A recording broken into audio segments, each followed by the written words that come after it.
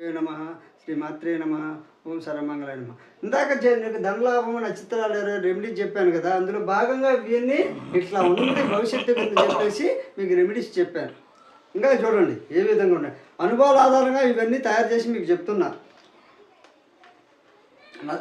నచ్చితే లైక్ చేయండి, షేర్ చేయండి, సబ్స్క్రైబ్ చేయండి. తర్వాత ఈ క్షేత్రస్థాయిలో రెండో భాగం ఏం జరుగుతుందో చూద్దాం. ఈ క్షేత్రస్థాయిలో ఇంకొంతకాలం గడిచిన తర్వాత కలెక్షన్ పోయిన తర్వాత ఎవరైనా కలెక్షన్ కానీ అందరూ ఇద్దరు ముగ్గురు పోతుంటారు విధుల్లో భాగంగా. పోయిన తర్వాత కొంత హడావుడి చేసి త్వరగా రసీదు రాయండి తర్వాత చేసేసి ఈ లోపల ఒక కట్ట లోపల వేసుకుంటారు. అమ్మ వాళ్ళు వచ్చిన తర్వాత ఆ కట్ట మాయమైపోయాడు. మాకే సంబంధం హడావుడి చేస్తారు, లెక్కయ్యరు, ఏం చేయరు. ఈ విధంగా మద్యం దాంతో ఆ డబ్బుతో మద్యం తాగేస్తారు. తన మనుషులు ఉంటారు, ఒక ఇద్దరు ముగ్గురు తన మామూలుగా విధంగా చేసేటప్పుడు మోసగాళ్ళు. ఆ విధంగా మోసాలు జరుగుతున్నాయి శాఖల్లో. అదేవిధంగా మద్యం సప్లై చేయని వారి చేతనే అప్పులు చేయించి అప్పులు కూడా కట్టిస్తుంటారు. అప్పులు చేయిస్తారు, మద్యం తాగుతారు, ఆ ఖర్చు పెట్టిస్తారు, ఫలితం మాత్రం ఉండదు. అప్పులు తెచ్చి తిని లాస్ట్ లెక్కలు కూడా ఉండవు. తిప్పుతారు ఆఫీసుల చుట్టూ. అంటే వీళ్ళు ఇవ్వాల్సినవి మనం ఇచ్చి రావాలి. అక్కడ వీళ్ళు చేయాల్సిన పని, వీళ్ళు ఖర్చు పెట్టాల్సిన డబ్బులు మనం ఖర్చు పెడితే వీళ్ళు ప్రమోషన్లు పొందుతుంటారు ఈ మధ్య ప్రియులు. అదేవిధంగా చూడండి, వీరి గురించి పైవారికి కానీ ఎవరు మరొకరికి కానీ చెప్పినా కూడా చిన్న చూపు చూస్తున్నారు. అదేవిధంగా మీరు ఎందుకు ఇచ్చారా, మీరు ఎందుకు ఖర్చు పెట్టారా అంటారు. ఇవన్నీ ఎవిడెన్స్లు ఉండేవి కాదు, కానీ ఎవిడెన్స్లు ఉన్నా కూడా చర్యలు ఉండవు, విచారణలు ఉండవు. అక్కడ మద్యం ప్రియులు, ఇక్కడ మద్యం ప్రియులు ఏకమైపోతారు. అదేవిధంగా రిజర్వేషన్ లేని వారంటే ఇంకా చిన్న చూపు. రిజర్వేషన్ ఉన్న వాళ్ళు అయితే కొద్దిగానే మళ్ళీ రిజర్వేషన్స్ కమిటీ ఉంటుంది కాబట్టి భయపెడతారని కొద్దిగా భయపడతారు. రిజర్వేషన్ లేని వారైతే మరీ చిన్న చూపు. రిజర్వేషన్ లేని వారిని కులాల మధ్య చిచ్చు పెట్టి ప్రాంతాల మధ్య విడదీసి ఒక్కొక్కరికి ఒక్కొక్క విధంగా, అంటే మద్యం సప్లై చేసేవారు 2-3 సంవత్సరాల్లో అన్ని బెనిఫిట్స్ ప్రమోషన్ పొందినప్పటికీ ఆ మద్యం సప్లై చేయని వారికి మాత్రం ఏమీ ఉండవు కాదు, మామూలుగా వచ్చేది కూడా వాళ్ళకే ఖర్చు పెట్టాల్సి వస్తుంది. ఆఫీసర్లను చేయడం, స్త్రీలను ఎరగా వేయాలి. వాళ్ళు మందు తాగినప్పుడు స్త్రీ యొక్క సౌష్ఠవాన్ని, స్త్రీ యొక్క శీలాన్ని వర్ణించి చెప్పాలి. ఇవన్నీ వీడియోలు, వాళ్ళకంటే సిగ్గు మామూలు రోషం ఉండదు, వీడియోలు తీయలేమండి. కొంతమంది అదే పనిగా తీస్తారు, వాళ్ళకి ఏముండదు, సిగ్గు ఉండదు, రోషం ఉండదు, ఏముండదు, మోసం చేసుకుంటూ పోతూనే ఉంటారు. నిరంతరం మందు తాగుతారు, నిరంతరం అమ్మాయిలను తీసుకొచ్చి పక్కన కోసం పెట్టుకుంటారు. ఏ టైంలో అనేది ఉండదు. అందరూ వెళ్ళిపోయిన తర్వాత ఆడపిల్లలు తీసుకొచ్చి పనులు చేస్తుంటారు. అంటే స్టాఫ్ అంతా వెళ్ళిపోయిన తర్వాత. ఇలాంటి వ్యక్తుల గురించి నేను చెప్తున్నా. అంటే క్షేత్రస్థాయిలో జరిగే సంఘటనలు అండి, చూస్తూ ఉండే, కానీ చర్యలు లేవు కాబట్టి కథల రూపంలో మీకు చెప్తున్నా. చాలా గురించి వర్ణించేవారిని వారికి ప్రమోషన్లు వెంటనే వస్తాయి. వాళ్ళు కోర్టుకు పోయినా ఆ కోర్టుకు అనుకూలంగా, రాజ్యాంగం అనుకూలంగా, చట్టాలకు అనుకూలంగా పదాలు వాడతారు వాళ్ళ ఆర్డర్లో. మిగతా వాళ్ళు డబ్బు మద్యం సప్లై చేయని వారిని, అమ్మాయిని సప్లై చేయని వారిని, అమ్మాయి గురించి వర్ణించిన వారిని, వాళ్ళు ఉంపుడు గతిల దగ్గర కూర్చుంటే ఇదేం పని అని అడిగిన వాళ్ళని మాత్రం వాళ్ళ పదాలు వేరే విధంగా ఉంటాయి. సో ఆర్డర్లన్నీ మామూలుగా చూసినవే. అదే అర్జుడు. ఇదంతా న్యాయపరంగా ప్రశ్నించాలంటే వీరిచ్చే ఆర్డర్లు, ఇచ్చే బెనిఫిట్స్ మేము కోరినప్పుడు వీళ్ళు అప్పులు తెచ్చేసి వీళ్ళు అప్పులు మాలు తగులుకుంటుంటే వాళ్ళు ఆనందపడుతుంటారు. మేము కోరినప్పుడు తిరిగి ఇవ్వాలి, లేకపోతే చర్యలు ఉంటాయి అని ఇద్దరు తయారు చేసిన జీవోలు మాత్రమే రికార్డు చేసి, అంటే కొందరికి ఏంటంటే ఆర్డర్లు మామూలుగా ఈ మధ్యలో కూడా ఇస్తుంటారు. అది కూడా పెద్ద మోసమే.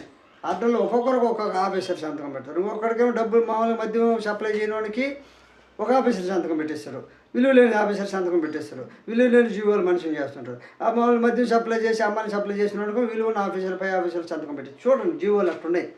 జీవోలు మాత్రమే రికార్డు చేసి జీవోలు అందుబాటులో లేకుండా కూడా ఆ జీవోలు అమలు చేస్తారు. ఆ జీవోలు అందుబాటులో లేకుండా చేయడం పరిపాటి. అయితే మద్యం సప్లై చేసిన వారు, స్త్రీలను ఎరగా వేసిన వారికి ఇచ్చిన ఆర్డర్లు, బెనిఫిట్స్ అమలు చూస్తే మద్యం సేవించే సేవకులు ఇంత బరితెగిస్తారా అనిపిస్తుంది. క్షేత్రస్థాయిలో జరిగే సంఘటనలండి. మీరు ఏదేదో చెప్తారు, మేము నిరక్షరాస్యత కారణం, లేకపోతే ఇంకొకటి పేదరికం కారణం అని చెప్తుంటారు. ఈ కారణాలు అసలు కారణాలు. మద్యం ప్రియులు, స్త్రీని ఎరగా వేయడం, ఈ 2 ప్రధాన కథలు పేదరికానికి.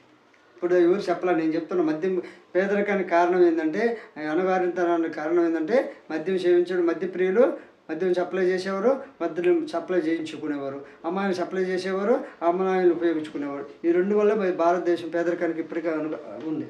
మద్యం సప్లై చేయని వారు ఆఫీస్ ఖర్చులు, వారు కోరినప్పుడు నిధులు, క్యాంపులకు ఖర్చులు తెచ్చేవాలి.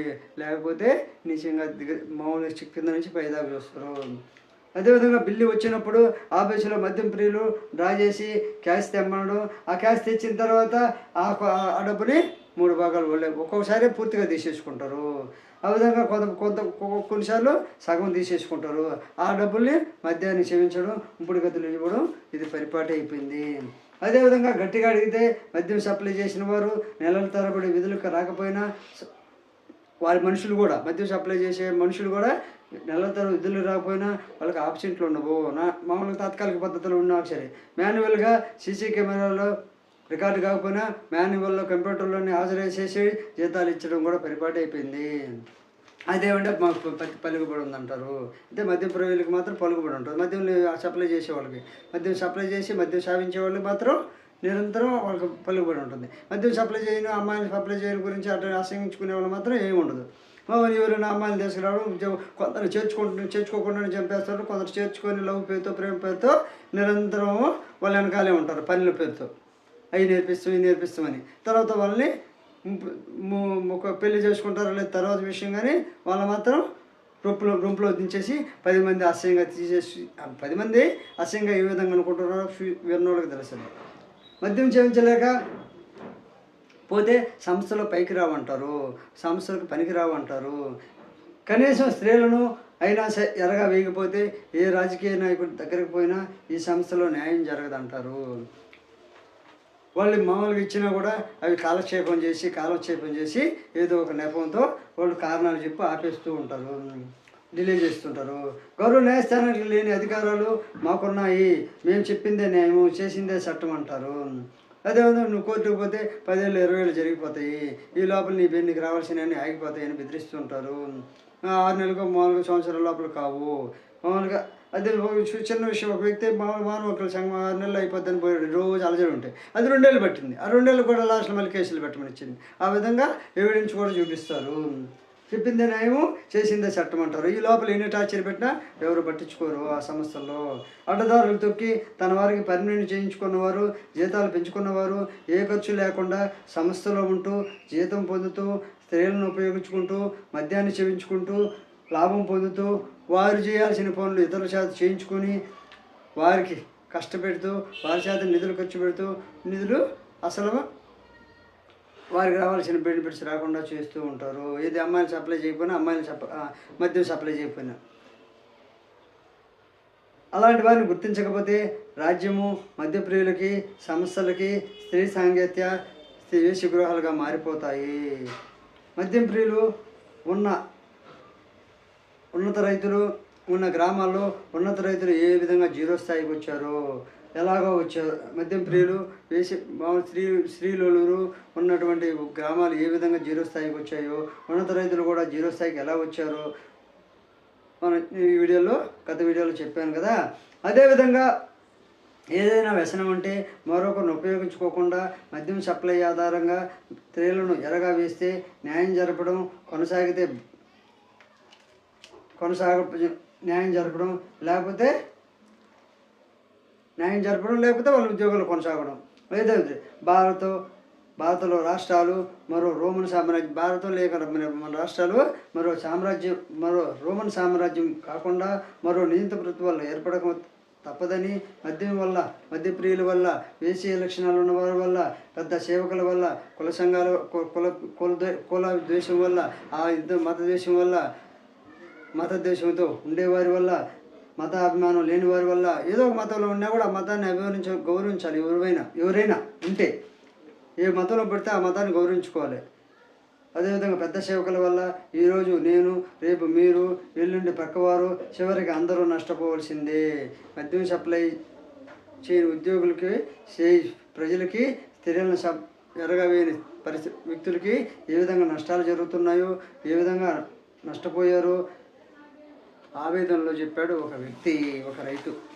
అదేవిధంగా ఆ తర్వాత ఏమవుతుంది, సమాజము ఉగ్రవాదులుగా మారడం, మత కల్లోలు సృష్టించడం, కులాలుగా మారడం, ప్రాంతీయ ఉద్యమాలు రావడం, తర్వాత దొంగలుగా మారడం, రౌడీలుగా మారడం, రౌడీ షీటర్లుగా మారడం, ఈ విధంగా కష్టపడకుండా బ్లాక్మెయిల్ చేయడం, సంస్థలను ఉపయోగించడం, సంస్థల్లో ఉన్న వారిని బెదిరించడం, ఆ బెదిరించడం, వాళ్ళ ద్వారా వసూలు చేసుకోవడం, లేకపోతే కేసులు వేస్తామని బెదిరించడం, ఈ విధంగా బ్లాక్మెయిల్ మనుషులుగా తయారైపోతూ ఉన్నారు. కాబట్టి ఈ మద్యం ప్రియులు, ఈ యొక్క స్త్రీలు ఎవరైనా ఉన్నారో ఒక్కరిని గుర్తిస్తే ఆ వ్యక్తి నుంచి మొత్తం లోడేస్తే అతను ఏమి నిర్ణయాలు తీసుకున్నారో ఏమైనా సస్పెండ్ చేస్తారు, ఒక 6 నెలలు మళ్ళీ ఉద్యోగం ఇస్తారు. ఆ ఉద్యోగం ఇచ్చిన తర్వాత వాళ్ళకేం బాగానే ఉంది, కానీ నష్టపోయిన వ్యక్తి ఎవరు, కలిగింది ఏ విధంగా కలిగింది, కానీ ఆధారాలు మామూలుగా అన్నీ ఉంటే నోట్లు రాసి ఇచ్చుంటే కోర్టుకు పోతాం కదా. ఆధారాలు దాన్ని ఆధారాలు ఒకటి ఉన్నా చాలు కదా. మామూలుగా ఎవరైనా 10 రూపాయలు ఖర్చు పెట్టిన తర్వాత మామూలుగా చెక్ ఇవ్వాలి. ఒక 5,000 మించి ఇచ్చినప్పుడు చెక్ ఇవ్వాలి. చెక్ ఇవ్వకుండా మామూలుగా అంటే మాకేం జరగదు, డిపార్ట్మెంటే మాది, గవర్నమెంటే మాది, మా రాజ్యం వెళ్తుంది, మా మధ్యప్రియుల రాజ్యము. 199 మంది మధ్యప్రియులకు అలవాటు పడి, స్త్రీ పిల్లలకు అలవాటు పడి నిరంతరం మోసాలు చేస్తూ నిరంతరం కన్నింగ్ పెడుతూ ఉంటే ఎంటర్ చేసే జీవోలు కానీ, ఎంటర్ చేసి ఇచ్చే ఆర్డర్లు కానీ ప్రజలకు కానీ, రైతులకు కానీ, చిన్న ఉద్యోగులకు కానీ ఏ విధంగా ఉన్నాయనేటువంటి ఆలోచించే పరిస్థితి ఇప్పుడు లేదు. కాబట్టి న్యాయస్థానాల్లో కూడా న్యాయం జరగకుండా ఏ విధంగా డ్రాఫ్టింగ్ చేసేవాళ్ళు మోసం చేస్తున్నారు, డ్రాఫ్టింగ్ చేసేవాళ్ళు కూడా లక్షల రూపాయలు ఈ విధంగా సంపాదించుకుంటున్నారు. డ్రాఫ్టింగ్ మనుషులు వాళ్ళే, డ్రాఫ్టింగ్ చేసేది వాళ్ళే, మళ్ళీ ఆర్డర్లు ఇచ్చే మధ్యప్రియులు అన్నీ వాళ్ళ కంట్రోల్లో ఉంటుంది. కంట్రోల్లో ఉండడం వల్ల ఆ సెక్షన్లు కానీ, ఆ చట్టాలు కానీ, ఆ రూల్స్ కానీ అన్నీ వాళ్ళ కంట్రోల్లో ఉంటాయి. కాబట్టి మద్యానికి అలవాటు పడి మద్యం సప్లై చేస్తారా, అమ్మాయిని సప్లై చేస్తారా, లేకపోతే ఇట్లా బానిస బతుకుతారా అనే విధంగా సమస్యలు ఉన్నాయి. కాబట్టి ఆ సమస్యలు ఇన్ని ఉన్నప్పటికీ కూడా ఈరోజు కూడా పేదరికం భారతదేశంలో ఉందని చెప్పి తెలియజేసుకుంటూ ఈ వీడియో నచ్చితే లైక్ చేయండి, షేర్ చేయండి, సబ్స్క్రైబ్ చేయండి.